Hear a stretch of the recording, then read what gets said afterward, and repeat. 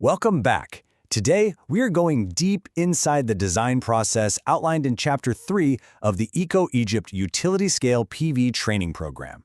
We're going to completely deconstruct the anatomy of a solar oasis.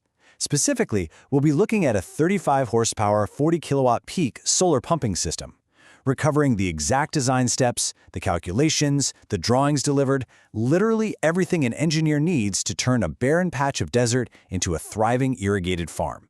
Let's get right to it. Okay, let's dive into this with one single incredibly crucial number, 300.6. That's 300.6 cubic meters.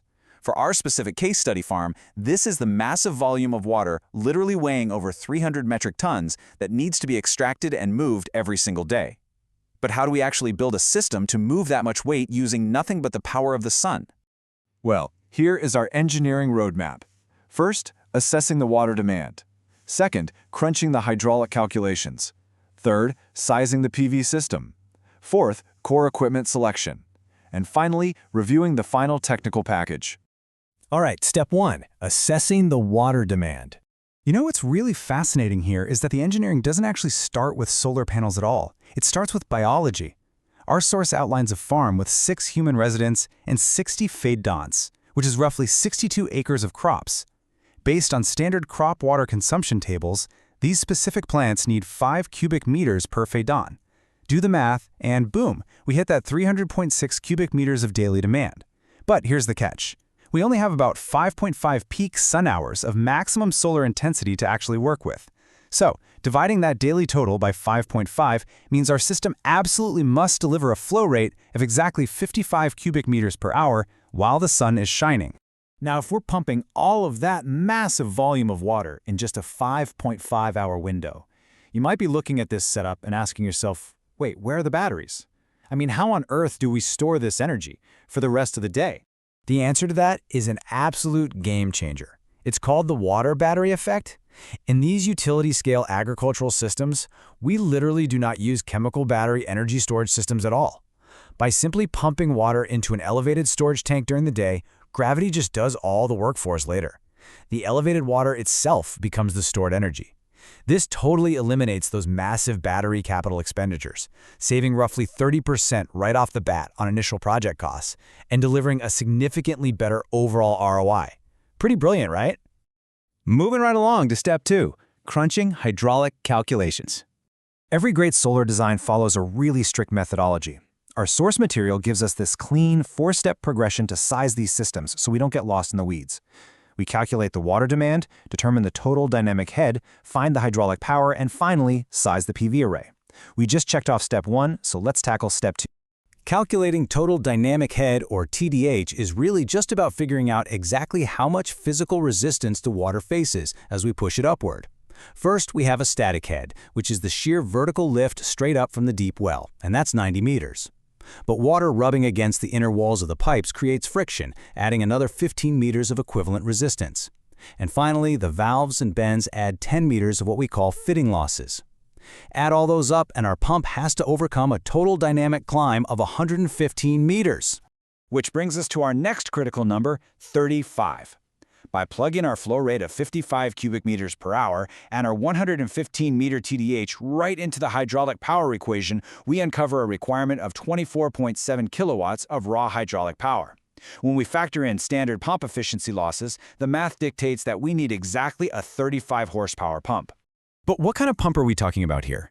Engineers generally choose between surface pumps and submersible pumps. Well, because our total dynamic head is a massive 115 meters, the choice is pretty much made for us. Surface pumps typically max out around 15 meters of lift, so they're generally used for rivers or shallow canals. To push water all the way up from a 90-meter deep well, we absolutely must use a robust submersible pump. No way around it. Okay, on to step 3, sizing the PV system. 38.5. That is the final kilowatt peak capacity our solar array needs to hit. See, we know our pump needs 35 horsepower, but we can't just match the solar panels one-to-one with the pump. We actually have to divide the required power by our inverter efficiency and system derating factors, which are source pins at 0.83. This derating buffer is absolutely crucial. It ensures that even on scorching hot desert days, or if there's a little dust on the panels, our PV plant still guarantees the 38.5 kilowatts needed to keep our pump running at maximum capacity. Next up, step 4, core equipment selection. Now this is where professional engineering really shines, turning all that math into a tangible bill of materials. To hit our exact target, we're procuring 72 Jinko 535-watt peak modules. We pair this up with a 37-kilowatt solar pump inverter that features a variable frequency drive and soft start capabilities. That soft start is super important because it slowly ramps the power up to prevent abrupt mechanical shock to the motor.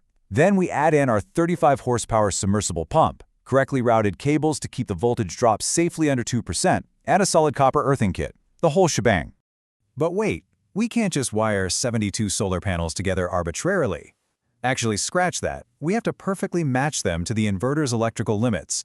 It's kind of like a giant puzzle being perfectly solved. The Jinko modules have an open circuit voltage that dictates we put exactly 12 modules in a series string to safely stay under the inverter's 650-volt maximum capacity. So, 72 modules divided by 12 equals 6, meaning our final electrical layout is a perfectly balanced 6 parallel strings of 12 modules each. And finally, step 5, the final technical package. This is what the client actually receives at the end of the day. They get incredibly detailed visual blueprints, like this AutoCAD civil and mechanical layout. And this isn't just a rough sketch. It represents the exact physical footprint of all 72 modules, the carefully calculated row spacing designed specifically to prevent shading, the location of the distribution panels, and all the required civil foundations. They also receive the single-line diagram, or SLD. You can think of this as the electrical DNA of the site. It maps out the main distribution panel, showing exactly where every circuit breaker goes, where the surge protection devices are placed, and how the wiring is flawlessly coordinated between the PV array, the inverter, and the pump control systems. So, the complete deliverable arsenal handed over by the engineer includes it all. The raw sizing calculations to guarantee energy yield, the AutoCAD layouts for the construction crews on the ground, the AC and DC single-line diagrams for the electricians, and, of course, a comprehensive line-by-line bill of materials. It is a completely bulletproof package. As the Eco-Egypt's training manual proudly states, every session integrates 100% design methodology with hands-on practical application. And honestly, that is exactly what we've walked through today. Real-world engineering isn't just about memorizing textbook formulas, you know? It's about applying them in a highly methodical way to produce a physical result that actually works out there in the field.